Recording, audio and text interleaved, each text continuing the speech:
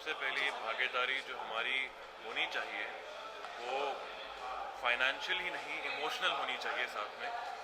ये जो हुआ है नेपाल में, ये एक बहुत ही रेयर बट बहुत ही डिजास्टरस इवेंट है। और सबसे हैरानी की बात तो ये है कि वहाँ एक बार नहीं, ये 2 बार हुआ है back to back. I myself and I think nobody can even imagine right now कि उनके ऊपर क्या बीत रही होगी। हम लोग अपने घर में अपने कंफर्ट्स में जो ये टीवी शोज पे देखते हैं, चैनल्स पे, न्यूज़ चैनल्स पे, कि वहाँ क्या बीत रही है, we can not even imagine कि वहाँ जिन लोगों के सर के ऊपर से छत गायब हो चुकी है, उनके पास खाने को पैसे नहीं है, खाने के लिए उनके पास कोई अरेंजमेंट नहीं है, उनके ऊपर क्या बीत रही होगी दिन रात, वो किस तरह से रीसेटल होंगे, we can not even imagine. As human beings I think we need to emotionally sympathize with them. We need to help them as much as possible, and I am very grateful that I am part of this event today where Tochi ji is doing this concert to raise money for the victims of Nepal earthquake, and whatever possible from my end will be there. I will do that. That's my commitment. ऐसा होता है कि हम कोशिश तो करते हैं लेकिन वहाँ पहुँच नहीं पाता है ये चीज़ें। इसीलिए बहुत ज़रूरी है कि हम आप हेल्प कर रहे हैं। एक होता है कि आप हेल्प करने जा रहे हैं लेकिन आप उल्टा नुकसान कर रहे हैं।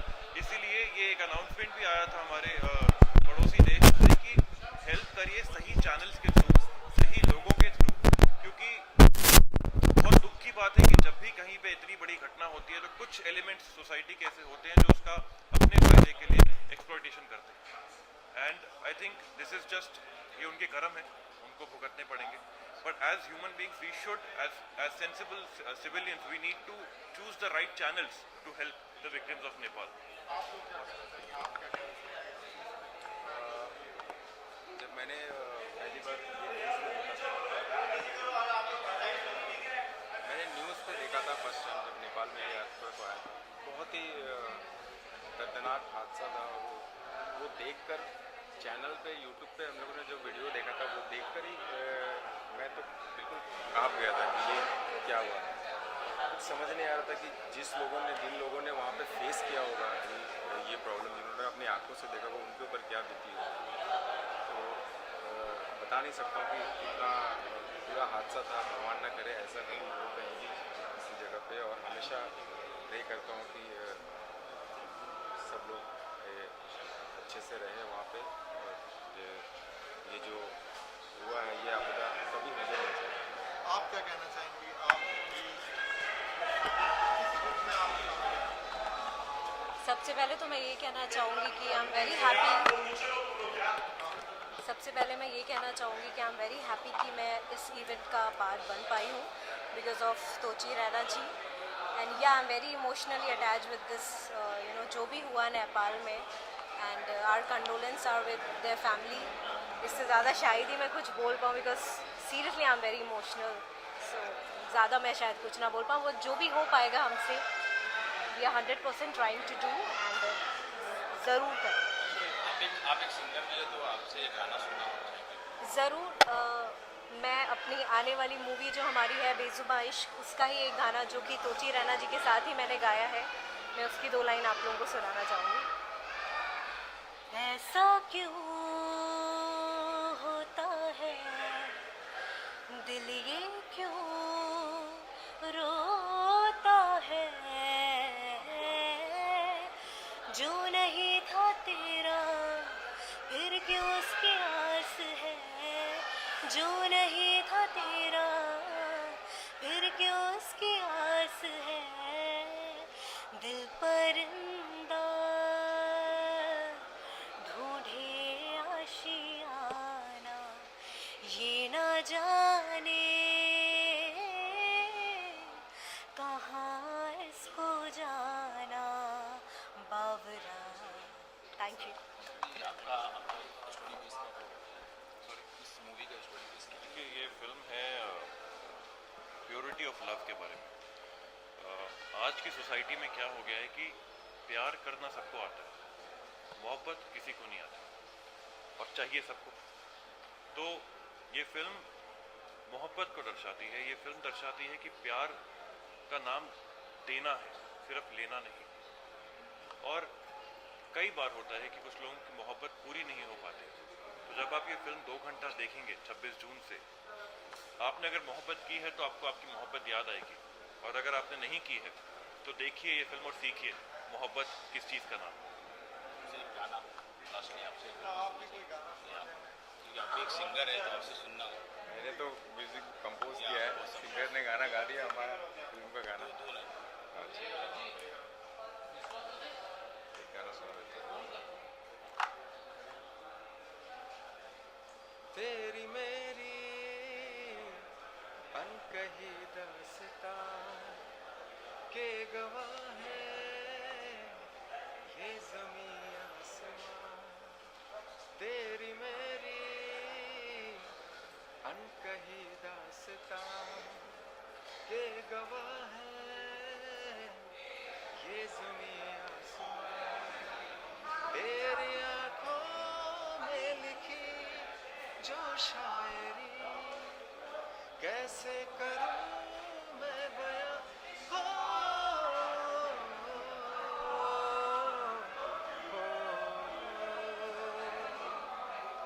Thank you very much, thank you.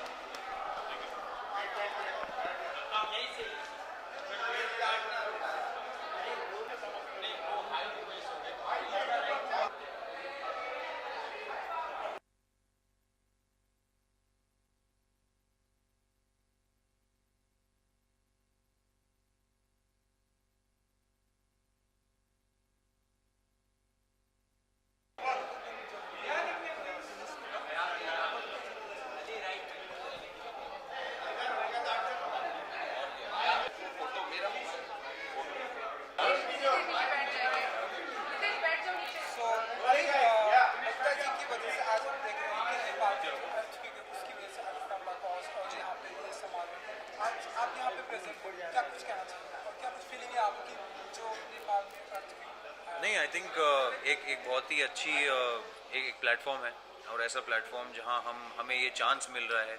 बहुत कम को एक्चुअली इतना चांस भी मिलता है कि वो आगे आप सबके सामने आके कह सकें कि भैया हम कुछ कर रहे हैं, आप भी करिए। और ये ज़रूरी नहीं है कि हम दिखाएं कि हम कितना कर रहे हैं। बबीता जी इतनी और करण जितना ये लोग कर रहे हैं, मेरा यहाँ आना एक उसका एक पहलू है, एक उसका पार्ट है, and I'm playing that part, so I'm very proud and thank you thank you. for having me here. Yeah. क्या कुछ फीलिंग थी जब बबीता जी ने आपको कहा कि यहाँ पर आना है? क्या रिएक्शन था आपका कि मेरा कॉज को सपोर्ट कर एक्चुअली उस वक्त जब हम लोग की बात हुई थी, उस वक्त बहुत ही फ्रेश ये ये हादसा हुआ था। उस वक्त हम सभी बहुत ही चिंतित थे, और आज भी हमारे यहाँ प्रॉब्लम ये होता है कि न्यूज़ जो होती है वो 1 महीने तक चलती है, उसके बाद फिर दूसरी आ जाती है। लेकिन जो डैमेज वहाँ हुआ है वो 1 महीने में सॉल्व नहीं होगा, तो इसलिए ये इवेंट हम अभी कर रहे हैं इस वक्त, और आप कहीं नहीं सुन रहे हैं कुछ हो रहा है, क्योंकि वो न्यूज़ चैप्टर हो गया है।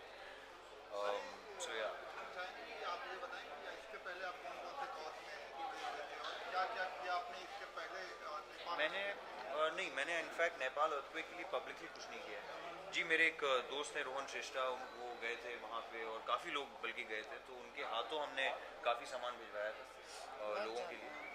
ज़रूरी नहीं है उसका ढिंडोरा पीटे, लेकिन हाँ, अपने से जो हो सका वो किया। बच्चन साहब ने एक मदद की थी तो उन्होंने पूरा ढिंडोरा पीटा था मोदी जी के सहारे। और उन लोग को तो पीटना चाहिए, क्योंकि उन लोग को हम लोग फॉलो करते हैं, उन लोग को हम लोग we look up to them, we look up to people like Babita ji, Karan, हुआ एक्चुअली देयर, हुआ वर्किंग।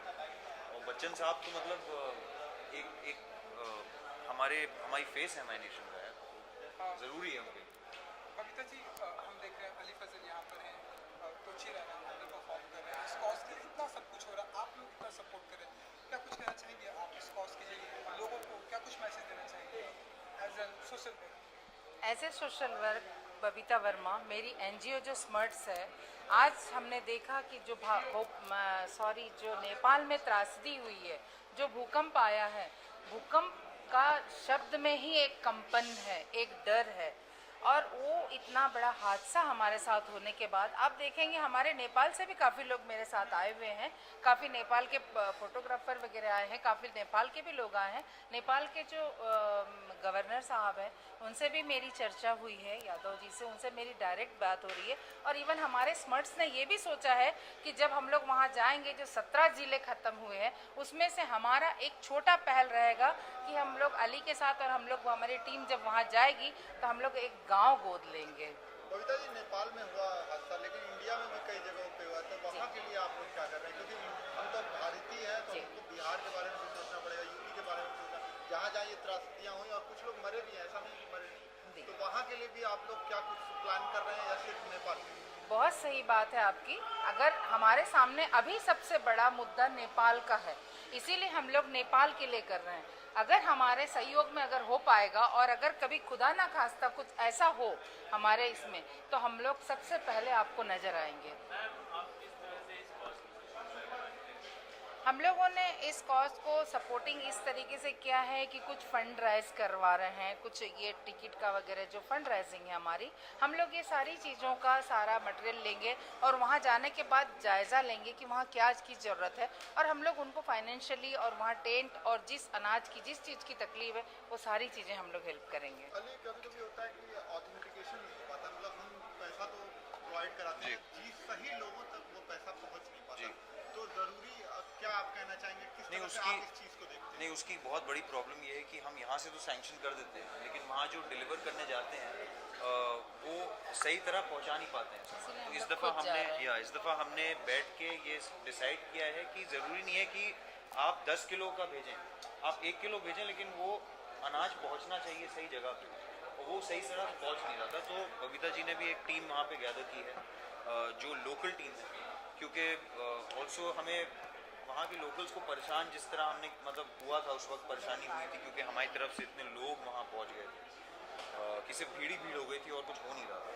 तो वो हमने थोड़ा सेंसिटिव इशू है, वो हमने we try to take care of that, कि वहीं के लोगों के द्वारा उसे रीच करा जाए। अली, आखिरी सवाल, आपकी टीआरपी दिन पर दिन बढ़ती जा रही है, आने वाले कल में कौन से प्रोजेक्ट हैं और क्या कर रहे हैं आप? मैं अभी तो एक फर्स्ट टाइम स्पेगेटी वेस्टर्न कर रहा हूँ इंडिया में, जो पहली दफ़ा हो रही है, थ्रिलर है, उसमें एक थोड़ा नेगेटिव रोल है मेरा, राजा चौधरी उसे डायरेक्ट कर रहे हैं, मैं और ऋचा चड्ढा उसको परफॉर्म कर रहे हैं, और उसके बाद फिर पूजा भट्ट की फिल्म लव अफेयर शुरू हो रही है जो सोनी राजदान डायरेक्ट कर रही हैं। सो ये साथ में ही बैक टू बैक। आपने माइंडसेट बनाया कि मैं अनिल कपूर और इरफान खान बनूंगा इस इंडिया में? नहीं कुछ ऐसा लग रहा है कि आप लगातार बॉलीवुड ट्राई कर रहे हैं?